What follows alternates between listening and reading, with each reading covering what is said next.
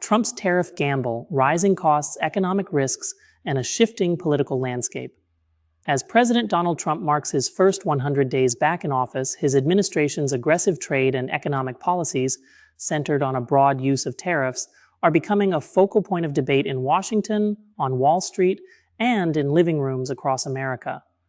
Amid rising consumer prices, stalled trade negotiations, and early signs of a potential recession, the political cost of Trump's high-risk strategy is beginning to show. Tariffs take hold, economic pressure mounts. This week, a series of new tariffs officially went into effect, including a 25% import tax on most auto parts. According to industry analysis, this could add an average of $4,000 per vehicle, a steep increase that automakers warn could hurt both manufacturers and consumers. Additionally, new duties are now being levied on many Chinese goods and small imported packages. Moves the administration argues are necessary to protect domestic manufacturing, but that critics say will raise prices on everyday items.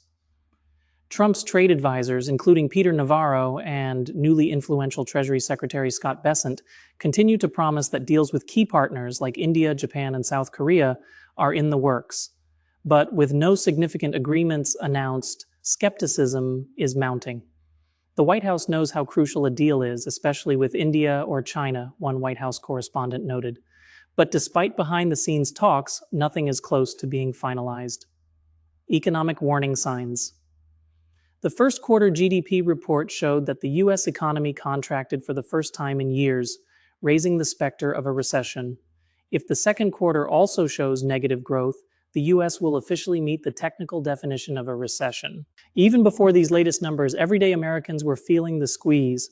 McDonald's earnings report revealed a decline in visits from low and middle-income customers, a telling metric for how economic anxiety is beginning to affect consumer behavior. And with the holidays on the horizon, businesses are bracing for delayed shipments, empty shelves, and price hikes, particularly in industries dependent on imported goods like toys, electronics, and apparel. Messaging missteps. Let them eat baby dolls? Trump has sought to downplay the short-term pain, recently telling NBC that everything's okay, even if the country dips into a brief recession. In another eyebrow-raising moment, he responded to concerns about toy prices by saying, "Maybe the children will have 2 dolls instead of 30. Critics across the political spectrum pounced. "That's a deeply out-of-touch statement," said one industry expert. "Most families can't afford 30 dolls to begin with, and reducing complex economic hardship to fewer toys at Christmas is dismissive and tone-deaf." Polls back up this sentiment. A majority of Americans, 59%, say Trump's tariffs have hurt their personal finances, and 58% of independents, a critical voting bloc, disapprove of his trade policies. Legislative and legal setbacks.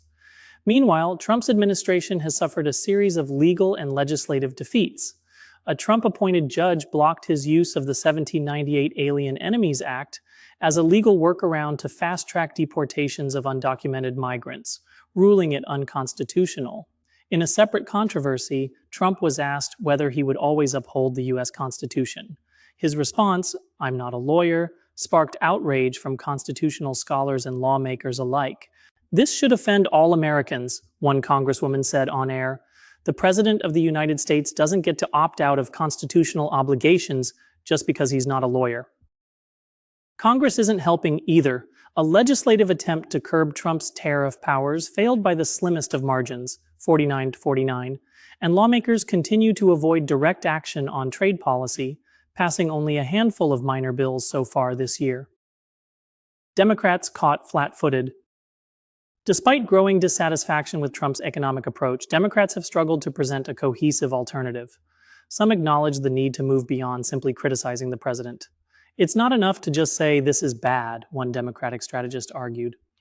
Democrats need a forward-looking vision that speaks to working families who are worried about jobs, prices, and opportunity. Others are looking ahead to the upcoming budget fight, where Trump is expected to push for an extension of the Trump tax cuts, a move Democrats could use to highlight growing inequality. "Are you cutting taxes for the wealthy while raising costs for everyone else?" one commentator posed. That's a message that resonates. The stakes ahead, Trump's economic playbook is bold and risky.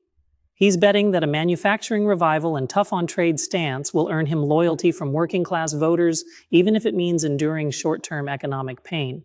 But if factories don't reopen, prices continue to rise, and shelves go empty during the holidays, that strategy may backfire. Wall Street is watching, voters are watching. And with a looming election and a fragile economy, the next few months could determine whether Trump's gamble pays off or crashes into a recession.